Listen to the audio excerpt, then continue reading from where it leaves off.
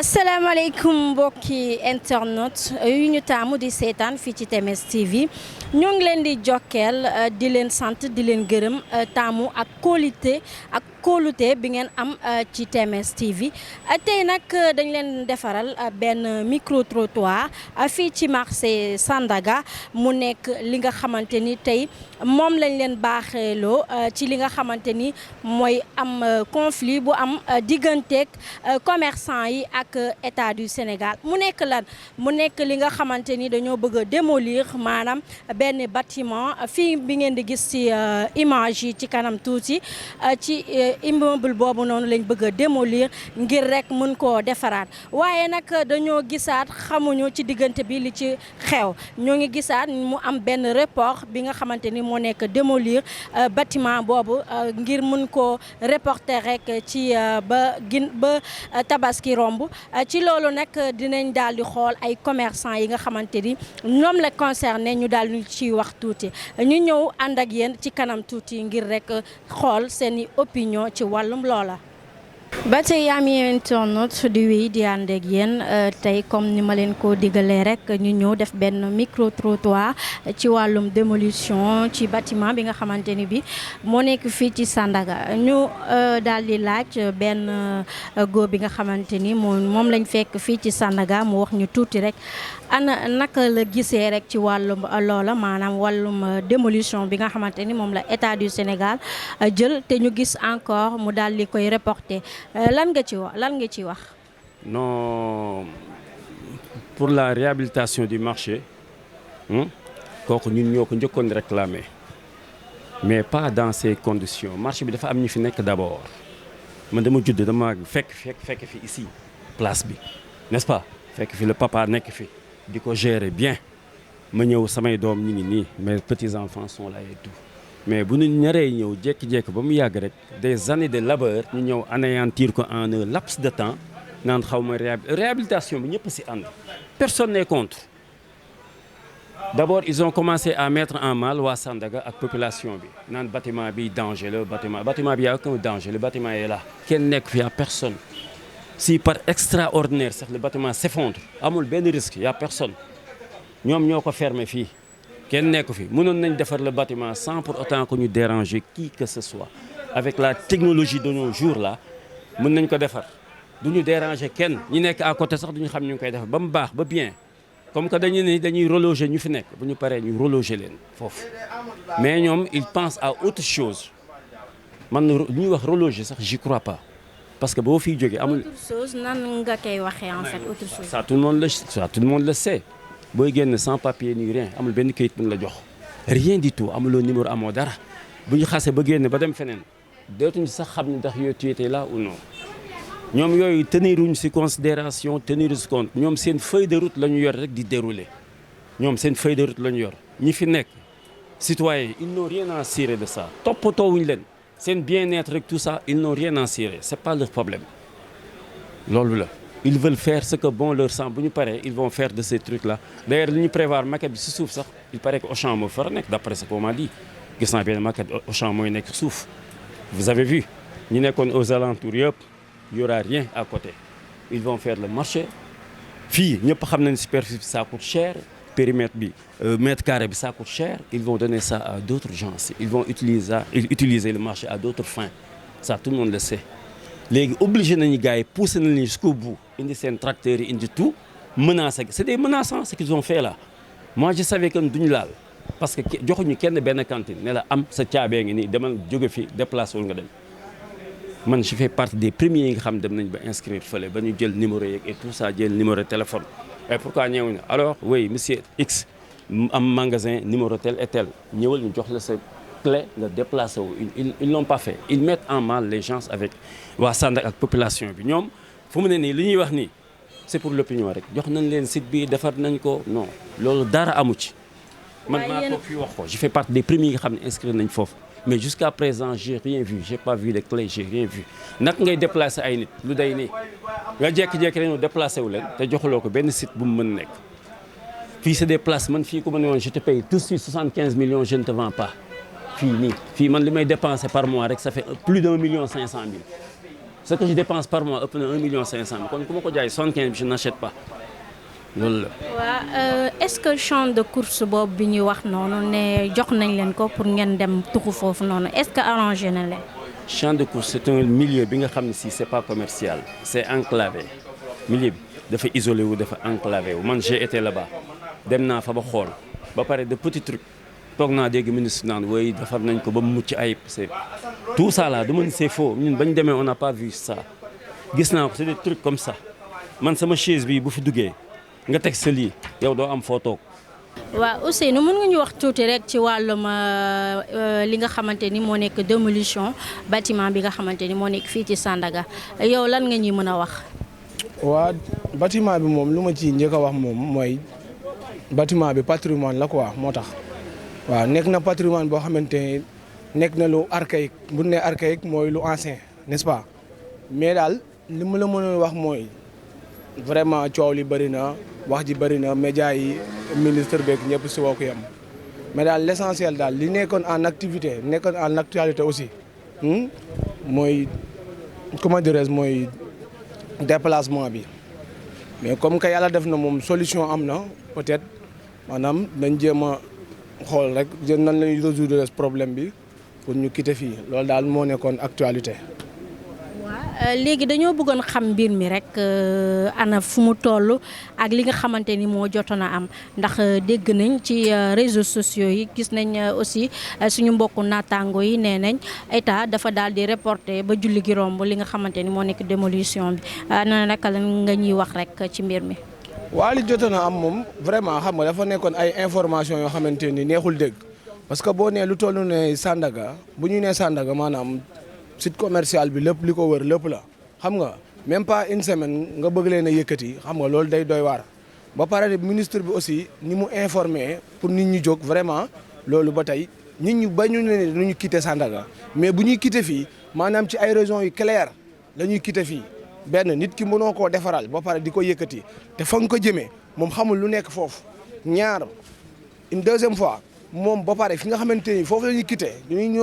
ñoo ngi posé waat question ndax ñun dinañ ñëwaat fii parce que mënoo investir say millions fii ba pare ñu lay yëkkati te ba pare doo amaat accès pour ñëwaat fii vraiment loolu day nekk lu difficile loolu tamit fléau la ci mbir mi comprendre nga kon une troisième fois fooy nga xamante ni nan nañ ñu faa yóbbu recensement yi cantines yi ndaw na loolu tamit gaa la situation oblige mënul ñàkk mais li nga xamante ni moo gën a nekk en actualité ministre bi moom Dakar war na leeral ci kanamu Sénégal yëpp ñu xam ne association ATS Ànd Taxawu Sandaga tey jii ñoom ak lépp lu mën a xew l'histoire retiendra kenn xamul mais l'essentiel lu mën a xew moom lu mën a xew quel que soit alpha ñoom Sandaga site bi bu paree ñoom nañ leen recensé waat ñoom ñu nekk si ñu ñëwaat Sandaga parce que loolu daal mooy gën a nekk suñu ambition gaye bañu ne nag duñ fi jóg déedéet parce que ñun ñoo demoon ci président l'année passée c'était en 2018 ñun ñoo demoon ci président ñu wax ko pour ñu defaral ñu suñu marché vraiment kon ñun amuñu leen loo xamante ni bañ nañ ko pour ñu defar Sandaga déedéet demoo noonu médias yi nag vraiment les informations. mais est-ce que du par rapport ni état bi nu mu ko waxee moo tax gars yi di ko waxee noonu. bien sûr parce que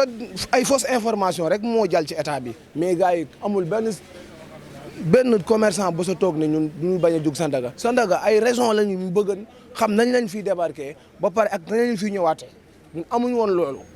comprendre nga amuñu woon loolu ministre bi nangul see wax ak kenn dara su loolu ministre bi waxu si kenn dara. mbir bi dañoo gis moo xaw a mel ni lu lëndëm parce que dégg nañ yaa ngi naan sànq amoon na 2018 année 2018 jóge ngeen dem ci état ngir mu defar leen marché Sandaga mais ñu gisaat aussi état bëgg a defar marché bi yéen ngeen naan déedéet loolu ñun mënuñu comprendre loolu quoi en fait wax leen expliquer li ñun nan la mbir yi tëree. demeewul noonu de président moo ñu convoqué woon ñun ñoo demoon soxla woon. bëgg na gisante ak moom bi ñu demee ñu wax ko pour mu defaral ñu marché bi boobu noonu président moom moo jëloon dossier bi ne moom moo koy defaral boppam mu ne omelette kenn mënu koo def te duñ toj nen comprendre nga ba li mu wax léegi biñ loolu passé comment dirais-je monsieur le maire jël dossier bi indi beneen plan boppam ne moom mooy defaral loolu après ministre bi boo xoolee sax moom yàggul dossier bi yàggul ñëw si moom parce que jamono boobu noonu waxu si monsieur le maire moom moo ñoom jël dossier bi après comment dirais le ministre accompagné ko comment dirais mooy kii waaye Fafana yàggul saf ci affaire bi vraiment après ñoom plan bi nga xamante ni moom la ñu président joxoon suñ plan boobu noonu dañ ko effacé teg seen plan wu bopp ba pare dem defar champ de course bi ñu koy defar vraiment ñoom bu fekkante ay nit lañ bëgg nañ lu baax rek wax bañ a am lu ñu au ATS ñu ne kat yéen kat lii la bala ñu toog devant ñëpp toog ñu rassemblé wu ñu xam ñun kat plan bi mais ñun mënuñu président defaral ñu suñu plan jox ñu suñu plan ñii la ñu bëgg ñu ànd si ak moom ñoom ñu indi beneen plan boo xamante ni c'est diamétralement opposé là ça pose beaucoup de problèmes te loolu lañ def. waa mën nga ñu wax rek tuuti situation bi nga xamante ni bi moo am fii ci Sandaga mu nekk wàllum démolition bâtiment bi nga xamante ni moom la ñuy seen ci image yi nga wax ñu tuuti rek mbir yi nan la demee ak fu mu toll ak li nga xamante ni moom lañ ci mën a am. non mbir yi moom fi mu toll nii parce que sooy xool li ñu mujj su fekkoon ne moom lañ jëkke moom parce que moom maanaam wax du am c'est que malentendu la woon rek entre dirigeant marché bi xam nga ak ministre beeg yooyu mais bi ñu demee ba waxtaan nag mu ñu jubóo quoi. waxtaan ba jubóo bu mel naka. jubóo bu mel naka maanaam daal instant bi waxtaan nañ jubóo suñ tabaskee bu am 3 jours après la ñuy gën dem champ de course ci loolu lañ jubóo quoi. waaw mais ñoo ngi dégg am na ñi nga xamante ni nee nañ laata ñuy dem fee ci champ bi nga xamante ni mooy champ de course bi dañu bëgg a am lu leer maanaam ay papier yu leer nañ yi nga xamante ni bu ñu defaree tàmbalee defar li nga xamante ni moo nekk bâtiment bi nga xamante ni moom mi ñu seen noonu loolu bu ko defee ñoom maanaam bâtiment boobu bu paree defar dinañ mën a papier dinañ mën a am papier bi nga xamante ni bu leer la nga xamante ni bi dinañ mën a dëppwaat fi nga xamante ni moo nekk bâtiment bu ñuy bëgg a defar nii ana lan nga ñuy expliquer loolu. man daal li ma si jot a xam mooy man li ma si dégg ministre bi li ma dégg ministre bi wax mooy ministre bi mooy nee na moom incha allah bu ñu defaree place bi ba pare kenn ku ne da ngay del si waat sa place waaw. bâtiment bi dañ koy après bâtiment am na yeneen place beneen étage bu mu ci yokk boo xamante ni maanaam ñi kanti gi nekkoon ci biir daal mu wax kanti gi dootu am place yëpp si biir lay nekk xam nga suñ gars yi bu ñu demee champ de course pare après ñëppay ñëwaat kër ku ne joxaat la sa place loolu daal lañ jubóo ministre. mais yéen est-ce que champ de course boobu noonu arrangé na leen. mais champ de course même suñu arrangé wut xam nga lépp ngir bëgg ñu defar Sandaga rek xaw marché bi ñu bari ñu ngi naawa marché Sandaga mar di coow marché Sandaga mais marché Sandaga jaaykat yi ñoo gën a bëgg ñu defar ko ñun ñoo demoon ci président sakku pour ñu defaral lu marché Sandaga après ñu mais conditions yi ñu bëggoon demee parce que duñu waxtaanoon parce que suñu waxtaanoon lii yëpp du si am kon affaire bi suti na bu yàgg mooy maa antali la mais tellement instant bi ni ministre bi li ñu wax ci loolu mën na jàpp et puis nguur moom continué parce que tellement ministre bi mën na ko defar mën na kii nii yëkkati nii ba pare xam nga Abdou Karim Fofana moo yor cadre de vie léegi instant mën na yëkkati ba pare ñu changé ko beneen ministre ñëw xam nga la wax te sooy xool marché maire dafa ci am solo te instant maire bi mooy loolu lépp fi mu toll nii maanaam état la waaye état moom yor lépp mais ça pour l'instant daal moom Abdou Karim Fofana moo yor affaire bi moo liggéey beeg yëpp moom moo ko yor waaw. waaw dafa mel ni dafa am ay jiwo maanaam ay malentendu bi nga xamante ni am na seen diggante te mu am ñi nga xamante ni ñu ngi ñaawlu li nga xamante ni moom la état du Sénégal bëgg a def maanaam yëkkati nit ñi avant loola te démb la waroon a am waaye bu ñu xoolee nag ci information yi dañu ne. dañu daal di reporter mbir mi ba après sur lendemain li nga xamante ni moo nekk fête tabaski ana lan nga ñuy expliquer loolu. xam nga instant bi nii même su fekkee yow ku am xel nga am xel di xalaat xam nga instant bi du période maanaam foo yëkkati nit ci marché dem sëñ marché bu bees parce que instant bi nii Covid 19 bi ñu jógee Covid 19 mu xam nga feebar bi ñu jógee ak tabaski di waaj bi xam nga korité jaayuñu commerçant yi benn commerçant jaayuñu korité tabaski bi ñëwee nga war forfaat su ñëwee bëgg a ñëw teblee kenn day métti. mais après bi ñu waxtaanee bi ñu ne ba xam loolu ñoom kilifa yi xam nañ ne li ñu leen wax carrément lu yéen maanaam après ci lañ ne léegi nañ leen may léegi suñu tabaski ba pare ñoom daal li ñu wax mooy parce que dem ministère de l'Intérieur moo fi ñëw li mu wax mooy mu ne bu tabaski ji su ko mënul yóbbu sa bagage boo tabaski bët set nga ñëw nga jël sa bagage moom lu leer la wax moom. waaw man li ñu jaaxal ñun Sénégalais yëpp si seen biir wax dafa mel ni yéen da ngeen newoon na état du Sénégal mu defaral leen li nga xamante ni moo nekk bâtiment bi waaye ñu gisaat encore ngeen bëgg a xeex loolu noonu waaye bañ aussi dem li nga xamante ni moo nekk champ de course ñun bëgg nañ am lu leer ci mbir boobu parce que leerul ci suñu bopp ñun Sénégalais yi. gars yi xeexuñu maanaam dëgg la mal intérêt la gars yi c'est que leen gën a intéressé mooy bâtiment bi suñu ko defaraatee duñu ciy ñëwaat loolu moo leen gën a intéressé affaire mais nekkul ñoom dañu bañ a dem parce que defar bi ñoo ko sakku xam nga kenn sakku defar pare tu fii xam na ne marché Sandaga pour nga defar ko moom il faut place yi jóg nga defaraat ko parce que boo dara suuf seeg garawaay beeg yooyu yëpp kenn xam na ni mu dem mais nekkul marché Sandaga mosuñu bañ ne ñoom duñu dem dañoo xamuloon ci yan condition la ñuy demee bi ñu leen tegalee conditions yi nag xam nga ñu am yaakaar ci président moo tax léegi bi ñu waxtaanee léegi ñu d'accord ñu tabaskee ba am 2 jours après ñu dem loolu rek. ok président vice président mën nga ñu wax rek situation bi nga xamante ni moo jot a am maanaam démolition bi nga xamante ni moom lañ bëgg a def ci bâtiment bi nekk fii ci Sandaga ana naka nga ñu expliquer rek mbir mi nu mu demee ak li nga xamante ni moom lañ mën a retenir. waaw dinaa sawar tontu trop ci sa question yooyu parce que démolition bi nga wax sax egguñu foofu parce que dafa am ñaari probabilité c'est-à-dire am na réhabilitation am na démolition parce que dafa am ñaari plan yu nekk ci table bi te ñu ngi ciy discuter te bu fekkee ne suñu plan bi nga xam ne moom la ñu defaroon ak suñu ministre du commerce je pense que du am démolition réhabilitation mooy am donc kon loolu rek lañ ci mën a tontu ci question boobu. mais li ñuy njëkk def mooy di sant suñu président Macky Sall moom mi nga xam ne le 18 juillet 2018 par l'intermédiaire de notre grand frère Gaston Mbengue ak l'ancienne première ministre Mimi Touré di présidente siège léegi ñoom ñoo ñu utaloon benn audience ba ñu accéder ci président de la République bañ ko waxee suñu affaire mu mat li mu doon sëkk ndax président de la République mooy père de la nation. mu jël lépp ci loxoom pour réparer benn injustice mu ne maay génnee ci sama poche defaral leen ba lépp pare ma jox ku nekk caabeem te kenn du ci joxe dërëm bañ fay dem genn wàll gi sax dañu feebaroon mais ñëpp wër parce que xam nga yaakaar day dundal ruu te boobu nit ñi jaaxle nañu jóge ci lakk gu metti di wër juróomi at ñuy wër mënuñu daj suñu président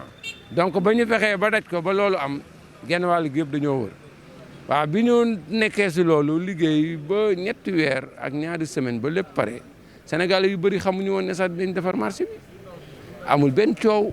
ba ñuy yóbbu ñun ñëpp chambre de commerce ak suñu ministre bu baax boobu di l'ancien premier ministre Alioune Sarr ministre du commerce mu def restitution bi lu musul am Sénégal moo am